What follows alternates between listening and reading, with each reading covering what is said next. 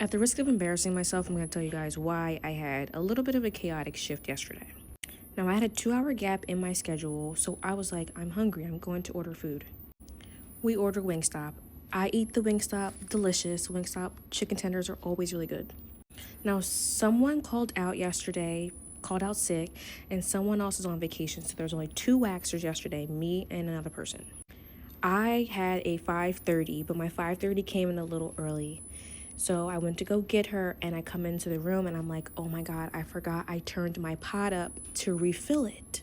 So when I say my pot is on hell, it is way too hot to wax this guest.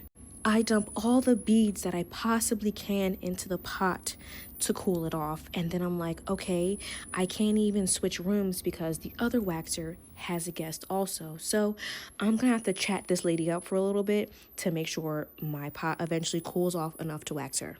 Now, these big ass pots do not cool off quickly. It takes some time.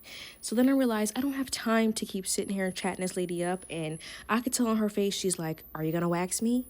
So I'm like, okay, each piece of honeycomb wax that I tried to pick up, I'm twirling this stick. I'm twirling, hoping to cool it off, right?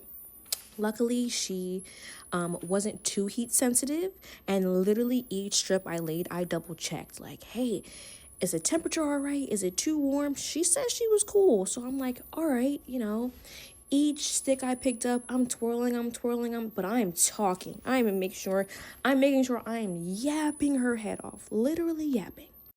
That wax takes me probably almost 25 minutes because I'm having to twirl and twirl and twirl and twirl and twirl. I finish her. Now my next guest is here. Wax is still a little too warm. It's definitely cooling off at this point. Next guest is here. I bring her back, right? I start to wax her. She tells me it's a little too warm. So I'm like, okay. I do some more twirling. And then I realize, oh my God, my stomach hurts. My stomach hurts. And oh my God, I had that Wingstop. And at this point, I'm starting to sweat. My stomach hurts so bad. I am starting to sweat. So now I'm continuing to wax this guest. And the wax is starting to cool off. She's cool, right? But then I'm sweating so bad, I notice my wig is sliding back on the back of my head. Now I have gloves on because my hand is in, a vagina. And I can't just, touch my wig and slide it up. I can't do that. So I'm like, oh my God, can she see my Meek Mill braids underneath my wig? Mind you, I'm looking at my trash and my trash is full. It's full and it needs to be changed because my next guest is a Brazilian full button half arm. So then I get through this appointment. I tell her, sorry, the wax was a little warm in the beginning. She's cool. She was like, no, the wax was fine.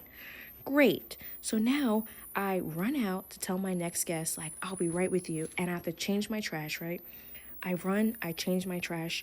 I use the bathroom as fast as I can. I mean, fast as I can. I come back out.